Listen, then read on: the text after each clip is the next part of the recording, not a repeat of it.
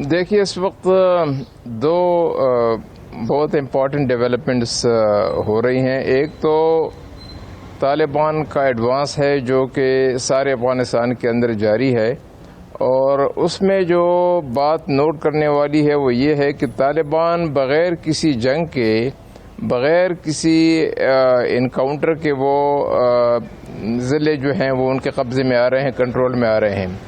جو ضلعوں کے مقامی انچارج ہیں سیکیورٹی کے وہ سرنڈر کر رہے ہیں. جنگ نہیں ہو رہی، وہ بڑی تعداد میں سرنڈر کر رہے ہیں، اور نہ صرف سرنڈر کر رہے ہیں بلکہ اپنے سارے ٹینکس اور ویپنز وغیرہ یہ بھی طالبان کے حوالے کر رہے ہیں. اور جو لوگ سرنڈر کر رہے ہیں ان کو عام معافی دی جاتی ہے. ان سے کہا جاتا ہے کہ اگر آپ چاہیں تو ہمارے ساتھ شامل ہو جائیں، اگر آپ چاہیں تو اپنے دیہات کو چلے جائیں، اپنی نارمل زندگی گزاریں. ایک تو یہ ڈیولپمنٹ ہے. لیکن اس کے ساتھ ساتھ جو دوسری اہم بات ہے وہ یہ ہے کہ طالبان ریجنل کنٹریز کو ریچ آؤٹ کر رہے ہیں. تہران میں وہ بیٹھے اور تہران کے ساتھ، ایران کے ساتھ انہوں نے ایک بڑی لمبی بیٹھک کی، اور اس میں انہوں نے کچھ فیصلے بھی کیے. اور اس کے بعد ایک 3 ممبروں کا ڈیلیگیشن ان کا چلا گیا ماسکو. رشین گورنمنٹس کو انہوں نے انگیج کیا، اور وہاں انہوں نے ایک امپارٹنٹ اعلان یہ کیا کہ ہم صوبائی دارالحکومتوں پہ حملے نہیں کریں گے، ہم ان پہ اس وقت قبضے کرنے کی کوشش بھی نہیں کریں گے، کیونکہ اس کے نتیجے میں بہت خون خرابہ ہو سکتا ہے، اور وہ ذمہ داری ہم لینے کے لیے تیار نہیں ہیں. لیکن جو اطراف ہیں وہ سرنڈر کر رہے ہیں، اور یہ سرنڈر اسی طرح جاری رہے گا.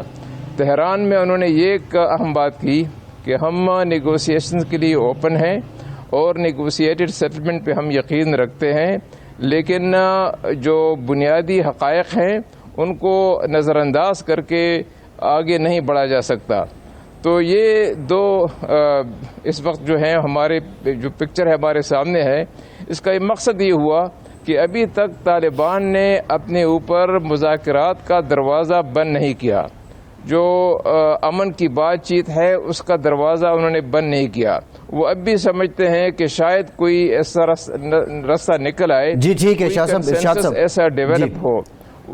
جی ٹھیک ہے شاہ صاحب، میں ذرا ارشاد صاحب سے جانوں. ارشاد صاحب، یہ جو رستم شاہ صاحب بات کر رہے ہیں، تو کیا طالبان ابھی بھی بارگین کرنے کی پوزیشن میں ہیں، اور اشرف غنی حکومت کے ساتھ ہی بارگین ہو سکتا ہے یا امریکہ کے ساتھ ہو سکتا ہے؟ کیا دیکھیں، اس میں امریکہ کے ساتھ انہوں نے بارگین کر لیا. جو تاثر انہوں نے دینا تھا وہ دے دیا دنیا کو بھی، عوام کو بھی، کہ افغانستان کے نمائندہ ہم ہیں اور امن کی کنجی ہمارے پاس ہے. امریکہ کو محفوظ انخلا ہم نے فراہم کیا ہے، کسی اور نے نہیں.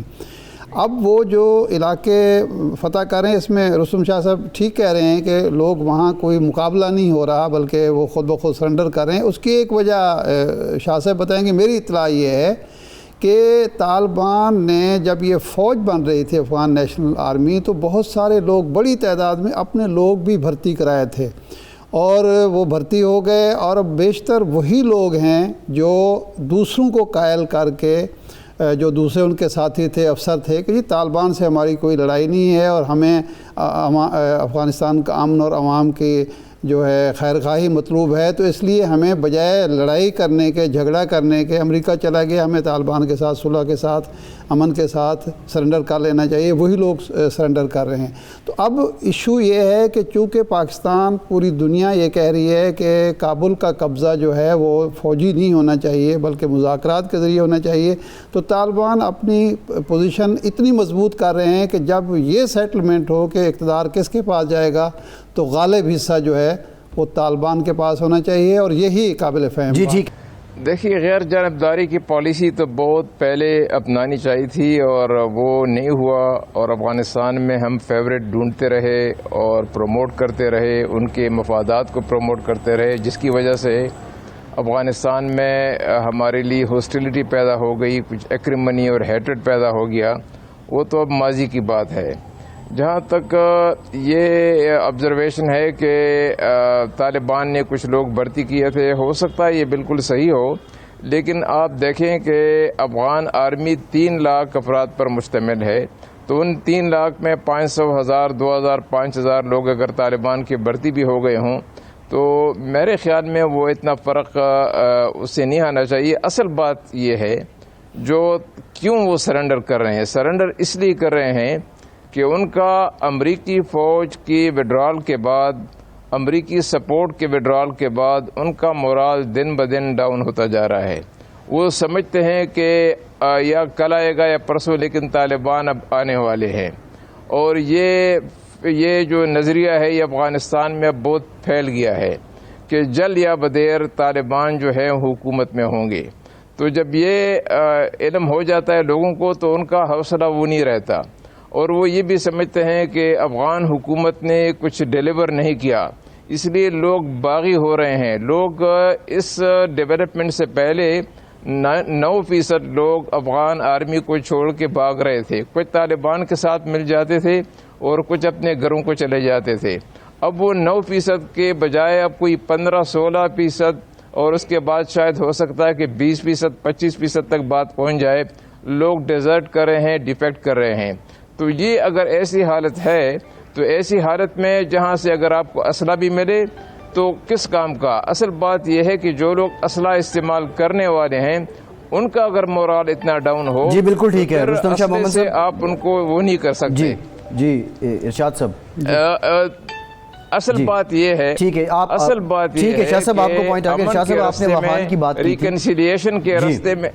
جی اب چین جو ہے وہ آپ سمجھ رہے ہیں کہ جو ملکہ علاقے ہیں وہ طالبان کے کنٹرول میں، ارشاد صاحب اس وجہ سے جو ہے چین امپورٹنس زیادہ ہو گئی ہے. اب چین اور بھارت کی بھی ایک ٹسل تھی. اب اس ٹرائیکا کو اگر دیکھیں تو بھارت جو ہے وہ بھی ایک دوگلی پالیسی ہے. ایک جانب وہ جہاز پہنچا رہا ہے اسلحے کے اشرف غنی صاحب کو، دوسری جانب وہ چینلز آن کر رہا ہے طالبان سے مذاکرات کے بھی. تو اس سارے معاملے میں جو اہمیت ہے وہ جو بڑھ گئی ہے، اور موسٹ امپورٹنٹ جو بھارت کی سرمایہ کاری تھی جس سے متعلق بات ہوتی ہے، اس کی آڑ میں اس نے خاصی پراکسی بھی چلائی پاکستان کے اگینسٹ. اب وہ سرمایہ کاری ڈوبنے کا خدشہ بھارت کو ارشاد صاحب زیادہ ہے یا پراکسی ختم ہونے کا اندیشہ زیادہ ہے؟ نہیں، اندیشے تو کئی ہیں. دیکھیں صرف اتنی بات نہیں ہے کہ اب اس نے کوئی اسلحہ پہنچایا ہے. طالبان کے علم میں ہے، بلکہ سب کے علم میں ہے کہ اشرف غنی کے جو اپنی ایئر فورس ہے اس میں 3 جہاز انڈیا کے ہیں جو طالبان پر بمباری کرتے رہے ہیں. یہ سب کو علم ہے. اس کے علاوہ اس کے جو سفارت خانے تھے، کونسل خانے تھے، وہ دہشت گردی کے ہمسایہ ممالک کو غیر مستحکم کرنے کے گڑھ تھے. اس کا بھی طالبان کو علم ہونا چاہیے اور ہے. جہاں تک چین کا تعلق ہے، دیکھیں چین کا معاملہ یہ ہے کہ چین پچھلے دور میں بھی طالبان کا کوئی دشمن یا مخالف نہیں تھا. اس وقت طالبان سے ایک غلطی ہوئی تھی، انہوں نے سنکیانگ میں مداخلت کی کوشش کی. ایک جذباتی فضا تھی، نوجوان تھے، وہاں چلے گئے، وہ پکڑے گئے. اس کی وجہ سے ایک غلط فہمیاں پیدا ہوئی تھی. تو اب جو ہمیں اطلاعات موصول ہو رہی ہیں، طالبان کی قیادت جو ہے ایسی غلطی دہرانے کے لیے تیار نہیں ہے، اور چین کو وہ انگیج کرنا چاہتے ہیں. وہ سمجھتے ہیں کہ چین خطے کی ابھرتی ہوئی اقتصادی اور فوجی طاقت ہے. اگر ہم چین کے ساتھ تعلقات اچھے کر لیں اور چین کی ہمیں معاشی سپورٹ میسر آ جائے تو پھر یہاں جو امریکی گماشتے ہیں وہ ہمیں غیر مستحکم نہیں کر سکیں گے. اور بھارت جو ہے وہ اپنا اثر و رسوخ دوبارہ قائم کرنے کی پوزیشن میں نہیں ہوگا جو شمالی اتحاد کے ذریعے اس نے قائم کیا تھا.